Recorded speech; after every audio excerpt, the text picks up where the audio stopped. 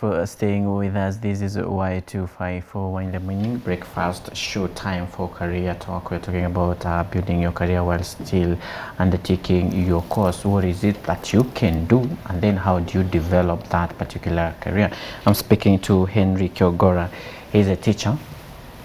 Send us your comments to all our social media platforms, Y254 channel, Facebook, Twitter, and Instagram. Good morning, sir.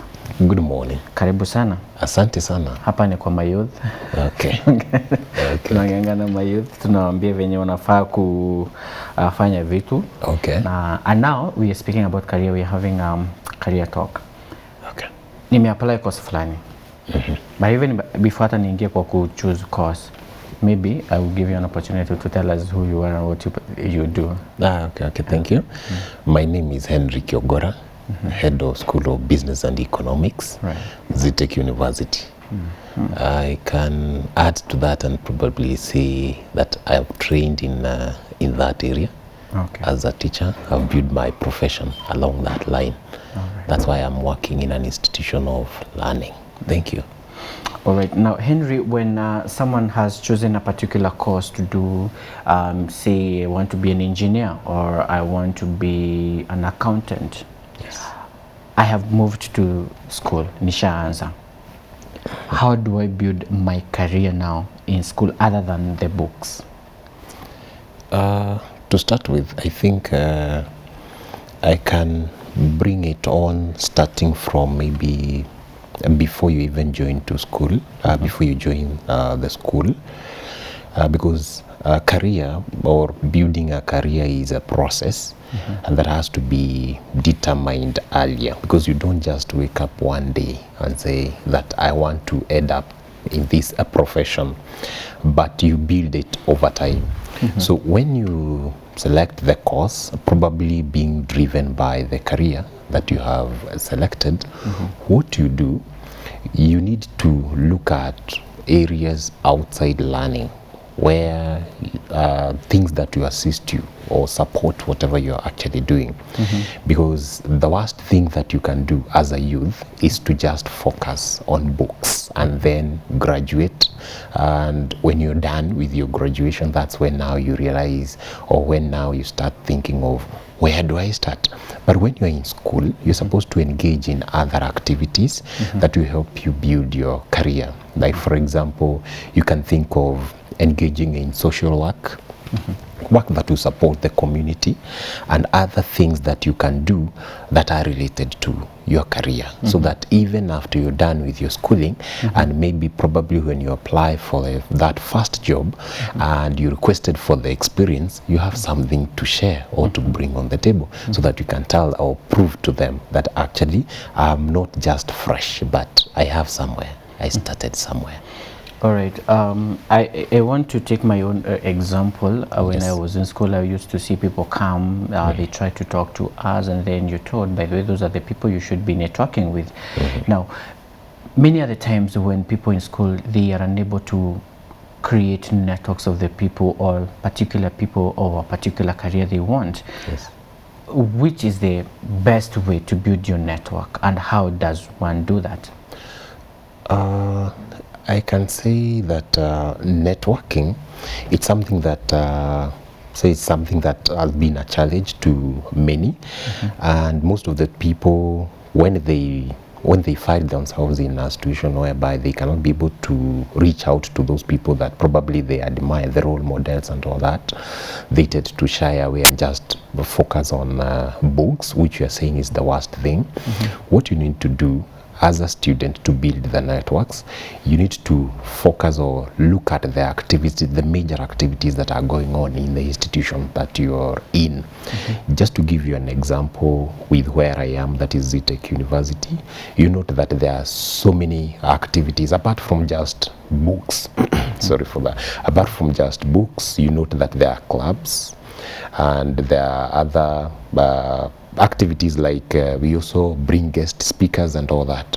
So when these people come, as an individual, if you're aspiring to join or go to a certain career and you happen to realize that this person who is coming to talk to us or to address us is from a given area that I've been admiring, you're supposed to take that chance and reach out to them. We normally have such like events, and you find that maybe students, if they are not interested, they'll not even turn up for them. So they end up missing the opportunities. But when you're focused on your career, you try as much as possible to utilize the opportunities that come your way. You also find that apart from the guest speakers and also the clubs that I was talking about, at some point you find that even those clubs, they do invite people to come and talk to us, to come and talk to them. So, and the aim of having all that is to expose them, because the key thing is to expose someone. Because when you just focus your attention on books, you'll end up graduating and then you wonder, which door do I even have to go and knock? But what happens is, even by the time you select the course that you're taking, what you need to do, and this is what I even advise students when they join us, what you need to do is identify a person, maybe even if it is from your village or from where you come from, somebody who is working in that line, so that each and every time you'll be going to them for mentorship. So these people will guide you. These people will help you build up your career. Right. These people, when they have events, this person will also be inviting you. And when this person invites you, don't shy away. Go interact with as many as possible. And then when you get a network, what you need to do is maximize that opportunity. So if you can be able to reach out to many and make sure you reserve or keep their contacts, the better, because you need them in future. Exactly. Now, there's something that happens in the school. Actually, I think even at this point, there has become a mandatory thing for students to go for attachment and internships. Yes. And I remember the first attachment, I also give my own example. I remember my first attachment, I was reluctant. I was like, by the way, until the window was closing on me. I realized, well, maybe I need it. Yes. And it came in handy. Okay. So, like me, I know there are a number of people who are like, you internship, because we were a group who were like, you can graduate. Yes. But now, finding an attachment and finding the relevance of that particular attachment that you're going. How do you build that in person and telling them, by the way, you're in school, you need this attachment? Because, okay, sisi hatukuambiwa, tunaambiwa, by the way, mkikuja mkuwa umeenda attachment, and that was it. Okay. Normally what happens, and allow me to just give an example with our institution, that is ZTech, where I am, because what happens is, it is the institution that do set up the curriculum in a way that at a certain point, the students will proceed for that attachment. So, and we normally make it mandatory, such that the students will not have a choice. Like, for example, the degrees will go at 3.2, the diplomas will go at after they do their studies and all that. So we normally prepare them in advance, and we'll tell them, when you reach at this level, it's a must and you have to go for attachment. And as an institution, before the students even break or go for that attachment, we have to prepare them. Because what we do, like for example, from our School of Business and Economics, we organize a talk with them. We'll tell them, when you go outside there, because we are going to support you as an institution, and the way we normally support them is through giving them letters, actually, to support them, because when they go outside there, some of the institutions, to make them understand the reason why we are exposing our students, we must support them with the letters. So the institution will support them in such a way, and then after that, we'll share with the students. We'll tell them, when you go outside there, this is what we want you people to learn. You're taking, like for example, say finance. You're taking, let's say, accounting. When you go to that organization, this is how we expect you to present yourself. And the reason, to just take you back a bit, the reason why we tell them about that attachment early, it's because we normally like them to prepare in advance. Like for example, when you're doing maybe your career, you want to end up in accounting, we must tell you in advance, you must start wearing like an accountant. You must start behaving like an accountant, so that when you go to that organization looking for that internship, the organization will see an accountant in you. We don't say, or we don't force the students to actually go looking for attachment, even if it is a good exercise, because it exposes the students to how can I go look for a job myself. We normally make the students do that just to expose them. But we also have an office that deals with that, where as an institution, when we receive all those opportunities, we post them there, so that those students who feel that they cannot be able to make it or they miss, they can always go for those opportunities there. But the key thing, going back to your question, is making the students understand why actually they are going for that. And if I can mention to you something, imagine a situation whereby informing the students that you graduate without that attachment. You go for an interview. This somebody who is presenting himself with some papers saying that even if I'm a fresh graduate, I did this internship and my work was recommended. I have a recommendation letter with me. Look, these people, even after I was done, they recommended me. They told me, once you're done with your studies, come back to us and serve with us. So you see, even the organization where these people are looking for a job, you see, this person will stand a better chance.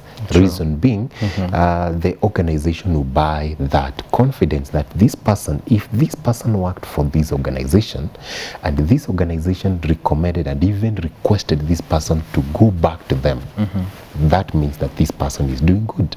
So that means that this person will get a higher chance of being recruited compared to this other person. It's just a fresh person. So my encouragement is the students or the youth should take advantage of that and should not feel like I came to study, I didn't purpose to go to for that attachment. And maybe something, allow me to just mention this.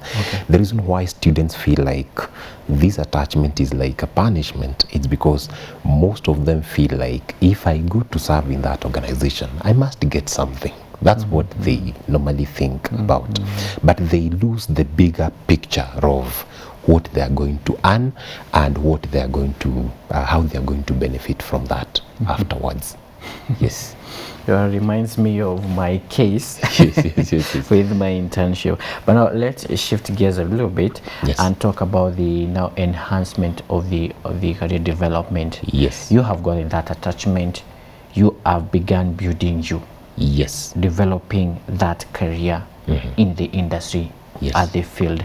Now, how do you now create a certain brand and sustain it, having in mind, by this jamaiza shule bado nasoma, you know, you just mentioned money. There's an institution you go and they will start giving you money, and someone will be like, I'm earning as an intern, by the do I need to go back? And of course washaanza kukupatia ma promises, you know, you're good in this, then you lose yourself. How do I build my brand there and knowing I'm still a student?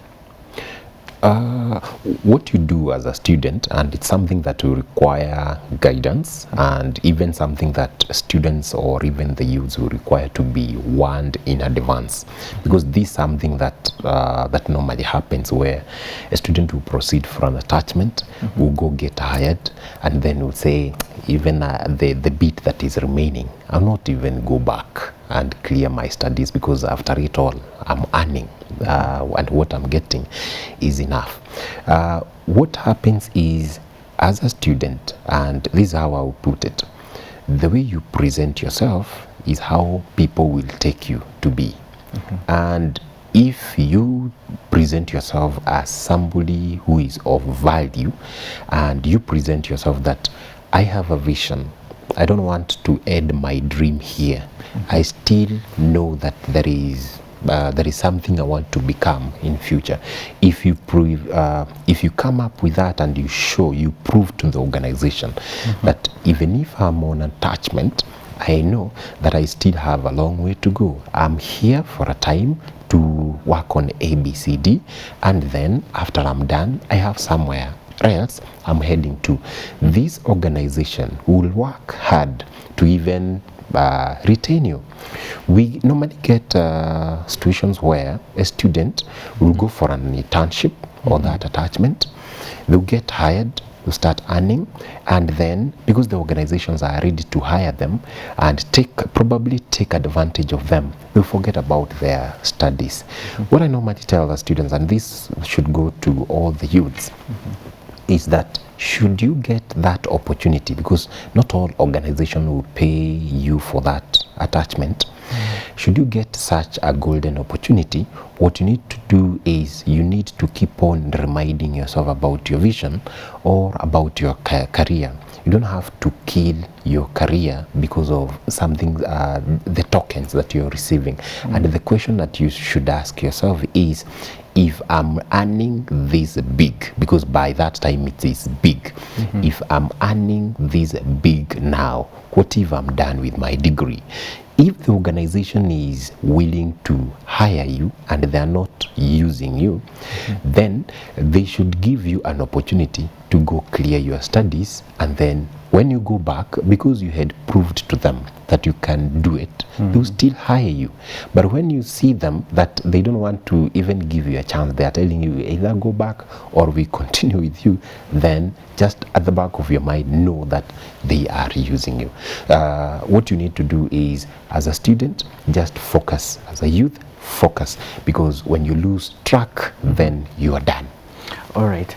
Now, in the interest of time, improving one's career, you're still in school, you're doing something, you're earning money, or maybe you're becoming better and better in the same career that you chose. You have enhanced your career. Yes. How do I now get to improve? Because there are those institutions you'll go for attachment. Yes.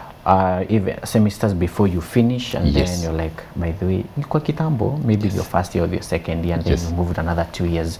Now, how do I still sustain me and improve my skills that I earned in the field?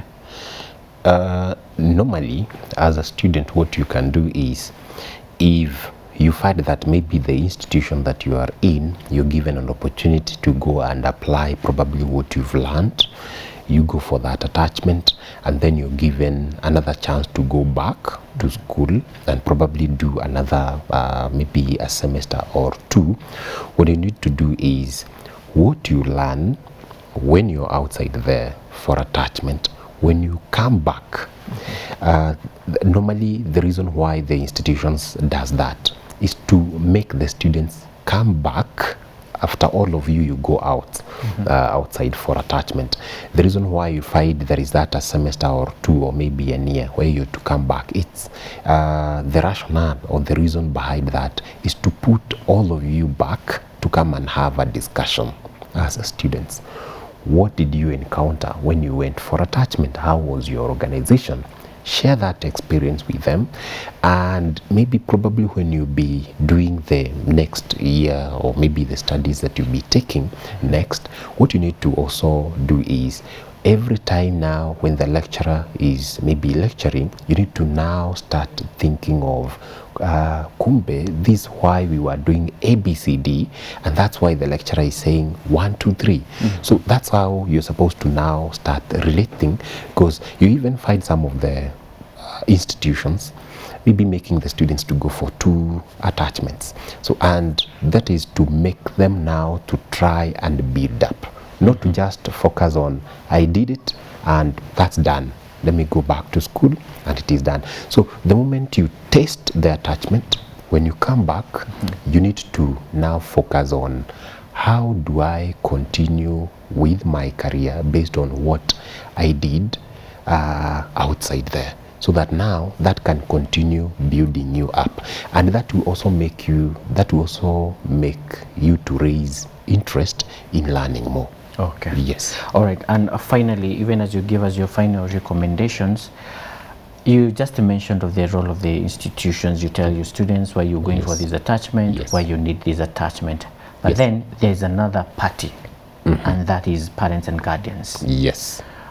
What is their major role, other than paying school fee and asking you muliambiwaje? Yes.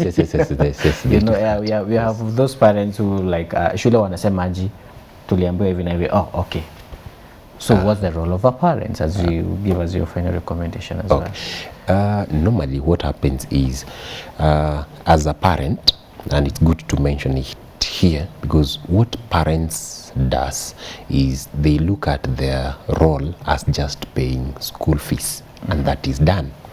But it's good to make them understand that there is this other role in addition to that, where they're supposed to also work as a mentor to this student and also support them, because you'll find a student maybe who is doing an attachment, and this student who is doing an attachment find that for them to, let's say, commute or maybe to go and work in that organization, they will be required probably to relocate.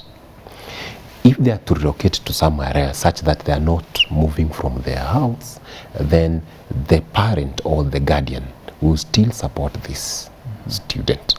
And also the parent or the guardian is expected to also support them in terms of encouraging them, because you'll find that some of the students, and it's I'm sorry to say this, that there are some of the students who have to be pushed because probably they have not yet matured enough. So they have to keep on being monitored what they're actually doing. The institution, the same, where the institution, after maybe you release that student and the student goes for that attachment, you have to again make some follow-up with the industrial supervisors. How is this student performing? And it is so unfortunate for the institutions that do release the students to go for attachment, only for them to welcome back when they are done to ask them how was the internship or how was the attachment. So what is supposed to be done, and this is what we even do in ZTech, is you're supposed to follow up with the organization, work closely with the industrial supervisors, monitor them, and also make a point of visiting this particular student on attachment. When you visit that student on attachment, get to know what are the challenges you're going through. Ask this industrial supervisor, probably when this person came for this internship, there is some expectations you're having with our student as an institution. Did this student meet your expectation? They will disclose, they will open up to you, they will tell you that there is this skill we were expecting, that this student, by the time he was coming here or she was coming here, she will do it without even being trained. But unfortunately, we noted that it was missing. So you see, as an institution, you will learn from that. And when you go back to your institution, you think of that when you be revising your curriculum so that you can continue improving. But this idea of releasing the student, just go work for internship and then you're done, that one, no. So as an institution and even as an organization, they should also make that additional support. All right, thank you so much, Henry, for coming and speaking to young people. And what actually stood out here for me is, especially when it comes to attachment, usiteme bigiji kwa karanga ya kuonjeshwa, that is the payment, then you forget you were doing your course and then you lose your way. Otherwise, thank you so much for staying with us for those straight 3 hours. He has been my guest, Henry Kiogora, a lecturer. You have learned something like I have, I trust. Thank you so much for staying with us. My name is Dereva Hilary. Good morning and enjoy the rest of the day. See you again in the evening. Bye.